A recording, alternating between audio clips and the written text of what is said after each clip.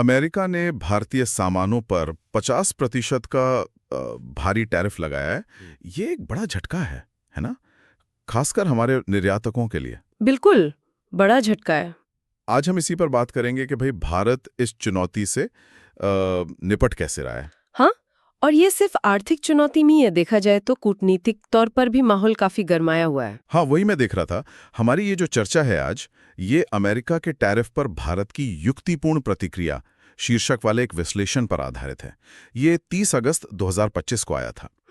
तो हम समझने की कोशिश करेंगे कि इस रिपोर्ट के हिसाब से भारत की रणनीति क्या है, क्या सोच है इसके पीछे। बिल्कुल, क्योंकि अमेरिकी अधिकारियों की तरफ से तो काफी तीखे बयान भी आए हैं, जैसे वो व्यापार सलाहकार पीटर नवारो का हाँ, रूस यूक्रेन युद्ध को मोदी का युद्ध कह देना, ये तो मतलब सीधे सीधा उकसाने वाली बात लगती है। उकसावा ही है। तो भारत ने इस पर कैसे प्रतिक्रिया दी है? देखिए, ये वाकई एक सीधा उकसावा था, शायद इसलिए कि भारत कोई जवाबी कार्रवाई करे, भड़क जाए।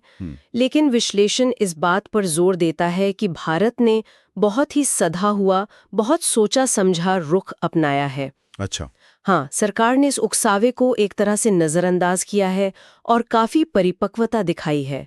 अपने जो स्थापित कूटनीतिक स्टैंड हैं उन पर कायम रहे हैं, तीखी बयानबाजी से परहेज किया गया है। यानी कि वो भावनात्मक प्रतिक्रिया नहीं दी, बल्कि ठंडे दिमाग से संभाला है। बिल्कुल। ये आजकल की दुनिया में जहां तुरंत रिएक्शन आता है, थोड़ा अलग लगता है। हाँ, ये तरीका ध्यान देने वाला है। विश्लेषण यही कहता है कि सरकार ने शांति बनाए रखी है और अपना पूरा ध्यान इस नई हकीकत पर लगाया है, मतलब ये जो 50% टैरिफ है, इससे व्यवहारिक रूप से कैसे निपटा जाए उसकी तैयारी पर। तो फोकस फौरी जवाब पर नहीं है, बल्कि लंबी रणनीति पर है। ठीक है, कूटनीति में तो शांति है, समझ गया। लेकिन व्यापार का क्या? इतने भारी तारीफ के बाद तो आमतौर पर यही माना जाता है कि अमेरिका के साथ जो ट्रेड डील की बातचीत चल रही थी वो खत्म ही समझी जाती है। हाँ, क्या विश्लेषण इस पर कुछ कहता है? यहीं पर भारत का वो नपातुला रवैया फिर से दिखता है। विश्लेषण के मुताबिक भारतीय अधिकारियों ने साफ किया है कि बातचीत रुकी जरूर है। अच्छा, रुकी है। हाँ, पॉज्ड कहा जा रहा है उसे, लेकिन ये पूरी तरह ऑफ द टेबल यानी खत्म नहीं हुई है। दरवाजे अभी भी खुले रखे गए हैं। लेकिन एक और चीज है, विश्लेषण में एक अतिरिक्त 25% दंड टैरिफ, मतलब पेनल्टी टैरिफ का भी जिक्र है, जो अमेरिका ने लगाया है। दिलचस्प बात यही है, अधिकारियों के हवाले से विश्लेषण ये कहता है कि इसे भी डील ब्रेकर नहीं माना जा रहा। क्या बात है। हाँ, हालांकि वे इस बात को पूरी तरह समझते हैं और मान भी रहे हैं कि अगर ये दंड टैरिफ बना रहता है तो किसी भी संभावित व्यापार समझौते का जो व्यावहारिक लाभ है वो लगभग खत्म हो जाएगा। मतलब कागज पर समझौता हो भी जाए, जमीन पर फायदा नहीं। बिल्कुल, फायदा नहीं मिलेगा। तो फिर बातचीत जारी रखने का क्या तुक बनता है अगर फायदा ही नहीं है? ये रणनीति थोड़ी उलझन वाली नहीं लगती? विश्लेषण इसे अत्यंत व्यावहारिक नजरिया कहता है। अच्छा, कैसे? देखिए, एक तरफ तो ये सच है कि दंड टैरिफ के रहते समझौते का लाभ तो कुछ खास नहीं। हाँ। लेकिन दूसरी तरफ अमेरिका जैसे बड़े व्यापारिक भागीदार के साथ बातचीत के सारे रास्ते बंद कर देना शायद भारत के लिए रणनीतिक तौर पर और भी ज्यादा महंगा पड़ सकता है। हो सकता है आगे चलकर हालात बदलें या बातचीत खुली रहने के कुछ और फायदे हों। बिल्कुल, दूसरे कूटनीतिक लाभ मिलते हों। इसलिए भले ही अभी फायदा न दिख रहा हो, लंबी अवधि को ध्यान में रखते हुए संवाद का विकल्प खुला रखा गया है। ये एक तरह का कह सकते हैं रणनीतिक धैर्य है। ये लंबी अवधि की सोच तो दिलचस्प है। तो सरकार एक तरफ कूटनीतिक शांति रख रही है, व्यापार वार्ता के दरवाजे खुले रख रही है। हाँ, लेकिन उन उद्योगों का क्या जो सीधे सीधे इस 50% टैरिफ की मार झेल रहे हैं? उनको सरकार क्या आश्वासन दे रही है? क्या कहीं ऐसा तो नहीं कि समस्या की गंभीरता को कम करके आंका जा रहा हो? नहीं, विश्लेषण यह साफ करता है कि सरकार समस्या को नकार नहीं रही है। संदेश इनकार का नहीं है, बल्कि भरोसे का है। अच्छा। माना जा रहा है कि हाँ, मुश्किलें आएंगी, दर्द होगा, लेकिन उसे कम करने के लिए एक ठोस योजना पर काम चल रहा है। ठीक है। और यहाँ जरूरी बात यह है कि फोकस दिखावटी या फौरी राहत पर नहीं है, बल्कि ऐसे कदमों पर है जो वाकई असर डालें।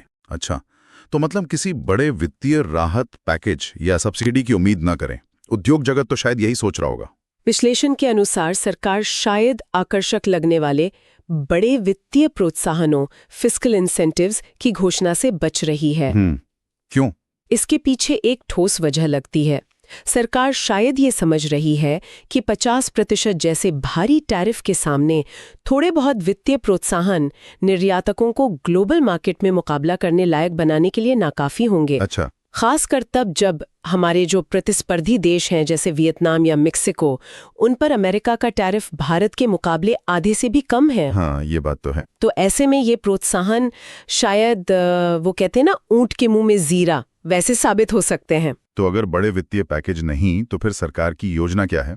किन व्यवहारिक कदमों पर ध्यान दिया जा रहा है? सरकार उन मुद्दों पर फोकस कर रही है जिनका समाधान उसके हाथ में है और जो सीधे तौर पर प्रभावित उद्योगों की मदद कर सकें। जैसे कि विश्लेषण ने एक प्रमुख उदाहरण दिया गया है। निर्यातकों को जल्द ही नकदी की कमी का सामना करना पड़ सकता है, लिक्विडिटी क्रंच जिसे कहते हैं। हाँ, पैसा फंस सकता है। बिल्कुल, क्योंकि उनके माल पर भारी टैरिफ लग गया है। तो सरकार इस व्यावहारिक समस्या से निपटने के तरीकों पर काम कर रही है, शायद जैसे वर्किंग कैपिटल तक उनकी पहुंच आसान बनाना या रिफंड प्रक्रिया तेज करना। हाँ, कुछ इस तरह का। तो ये फिर से दिखाता है कि रणनीति भव्य घोषणाओं के बजाय जमीनी हकीकत पर आधारित है। ये बात तो समझ आती है, व्यवहारिक समस्याओं का व्यवहारिक समाधान। लेकिन अगर हम पूरी भारतीय अर्थव्यवस्था के पैमाने पर देखें तो इन टैरिफ्स का कितना बड़ा असर होने का अनुमान है? क्या ये हमारी जीडीपी ग्रोथ को भी पट्टी से उतार सकता है? देखिए, विश्लेषण में जो आंकड़े दिए गए हैं उनके आधार पर व्यापक अर्थव्यवस्था यानी मैक्रो इकोनॉमिक स्तर पर असर शायद सीमित ही रहेगा। सीमित कैसे? इसे ऐसे समझे, भारत की जो कुल जीडीपी है उसका लगभग 5वां हिस्सा, मतलब रफली 20% निर्यात से आता है। ठीक है। उस निर्यात का भी लगभग 5वां हिस्सा, फिर से रफली 20%, अमेरिका को जाता है। अच्छा। और अमेरिका जाने वाले इस निर्यात में भी करीब 40% सामान ऐसा है जिस पर ये 50% टैरिफ लागू ही नहीं होता। ओह, अच्छा। तो अगर इन सबको गुणा करें तो कुल जीडीपी पर सीधा असर शायद उतना बड़ा ना हो जितना पहली नजर में 50% टैरिफ सुनकर लगता है। हाँ, विश्लेषण का निष्कर्ष यही है कि समग्र आर्थिक प्रभाव, मैक्रो इकोनॉमिक इम्पैक्ट, सीमित रहने की संभावना है। लेकिन इसका ये मतलब बिल्कुल नहीं कि कोई असर नहीं होगा या चिंता की कोई बात नहीं है।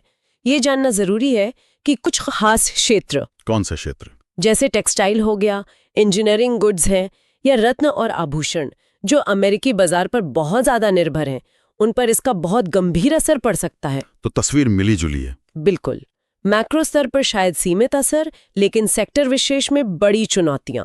तो इन चुनौतियों से निपटने और असर को कम करने के लिए सरकार क्या कर रही है? आपने नकदी की समस्या की बात की, और क्या उपाय सोचे जा रहे हैं? विश्लेषण एक दोहरी रणनीति, एक ड्यूअल अप्रोच की ओर इशारा करता है। दोहरी रणनीति क्या है वो? पहला कदम काफी चौंकाने वाला लग सकता है, चीन के साथ बातचीत को फिर से शुरू करना या उसे गति देना। चीन पिछले कुछ सालों के सीमा तनाव और वो आर्थिक पाबंदियों के देखते हुए ये वाकई एक बड़ा कदम लगता है। बड़ा कदम है। इसमें क्या शामिल हो सकता है? इसमें एक अहम पहलू है जिस पर विश्लेषण के अनुसार सरकार के भीतर विचार चल रहा है। वो है कोविड-19 महामारी के दौरान लागू किए गए प्रेस नोट 3 के नियमों में ढील देना। ओह, प्रेस नोट 3, वो एफडीआई वाला नियम? हाँ, वही। याद दिला दूं कि ये नियम भारत में पड़ोसी देशों, खासकर चीन से आने वाले प्रत्यक्ष विदेशी निवेश यानी एफडीआई की सरकारी मंजूरी को अनिवार्य बनाता है। तो उसमें ढील देने पर विचार हो रहा है। विचार चल रहा है, ऐसा विश्लेषण कहता है, और ये भी साफ करता है कि अगर ऐसा कोई कदम उठाया जाता है तो वो राष्ट्रीय सुरक्षा के लिए पर्याप्त सुरक्षा उपायों, एडिक्वेट गार्डरेल्स के साथ ही होना चाहिए। जाहिर है, सुरक्षा तो पहले है। बिल्कुल, लेकिन सोच ये है कि शायद चीन से निवेश बढ़ाकर अर्थव्यवस्था को कुछ सहारा दिया जा सकता है। ये तो एक बड़ा नीतिगत बदलाव हो सकता है अगर हुआ तो एक तरफ चीन के साथ आर्थिक जुड़ाव बढ़ाने की कोशिश, और इस दोहरी रणनीति का दूसरा हिस्सा क्या है? दूसरा हिस्सा घरेलू मोर्चे पर केंद्रित है। वो है घरेलू खपत यानी डोमेस्टिक कंजम्पशन को बढ़ावा देना। अच्छा, देश के अंदर मांग बढ़ाना। हाँ, तर्क ये है कि अगर निर्यात में कमी आती है तो देश के अंदर मांग बढ़ाकर उसकी भरपाई की जाए ताकि अर्थव्यवस्था का पहिया घूमता रहे। घरेलू मांग बढ़ाना, इसका सबसे सीधा तरीका तो शायद टैक्स में कटौती होता है। बिल्कुल, और विश्लेषण यही कहता है कि इसके लिए जीएसटी दरों में कटौती पर गंभीरता से विचार किया जा रहा है। जीएसटी कटौती? हाँ, ये एक ऐसा कदम होगा जिसका असर सीधे आम उपभोक्ताओं और व्यवसायों पर पड़ेगा। ये तो निश्चित रूप से एक लोकप्रिय कदम होगा, लेकिन इसमें क्या चुनौतियां हैं? जीएसटी तो केंद्र और राज्य दोनों का मामला है। बिल्कुल, सबसे बड़ी चुनौती यही है केंद्र और राज्यों के बीच तालमेल। जीएसटी राजस्व में दोनों की हिस्सेदारी होती है। हाँ। इसलिए विश्लेषण इस बात पर जोर देता है कि अगले हफ्ते जो जीएसटी काउंसिल की बैठक होनी है उसमें केंद्र और राज्यों के बीच सहयोग बहुत जरूरी होगा। कटौती इस तरह से करनी होगी कि वो मांग को बढ़ावा भी दे, लेकिन साथ ही राज्यों का जो राजकोषीय स्वास्थ्य है, फिस्कल हेल्थ, जो पहले से ही कई जगह दबाव में है, हाँ, उस पर बहुत ज्यादा नकारात्मक असर न डाले।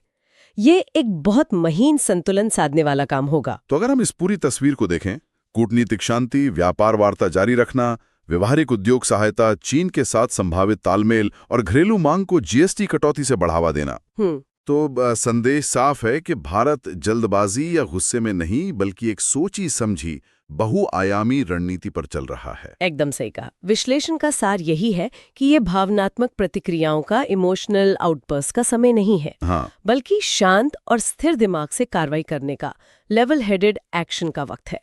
रणनीति के मूल में व्यवहारिकता है, प्रैग्मेटिज्म है, कूटनीतिक धैर्य है, डिप्लोमैटिक पेशेंस, और घरेलू अर्थव्यवस्था को लचीला बनाने यानी डोमेस्टिक रेजिलियंस बनाने पर जोर दिख रहा है। मतलब उकसावे से बचना। हाँ, उकसावे से बचना, विकल्पों को खुला रखना, जमीनी समस्याओं का हल खोजना और असर को कम करने के लिए कई मोर्चों पर एक साथ काम करना, यही इस अप्रोच की खासियत है। तो संक्षेप में कहें तो अमेरिका के 50% टैरिफ और वो तीखे बयानों के जवाब में भारत ने एक ऐसा रास्ता चुना है जो बाहरी झटकों को सहने और आंतरिक मजबूती पर ध्यान केंद्रित करने वाला लगता है। हाँ, बिल्कुल। मुख्य बातें यही हैं।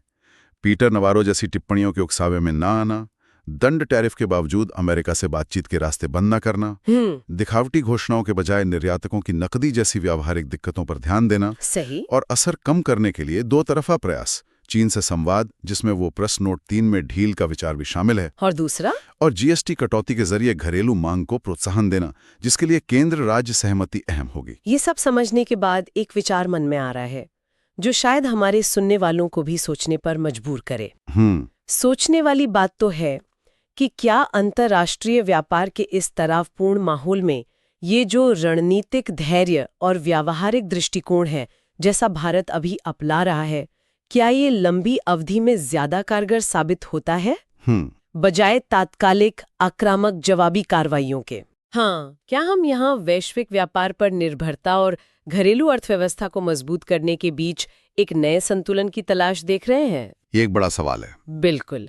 ये संधावा रवैया कितना सफल होगा ये तो भविष्य बताएगा, लेकिन मौजूदा वैश्विक परिस्थितियों में ये निश्चित रूप से एक उल्लेखनीय और कह सकते हैं अध्ययन करने लायक रणनीति है।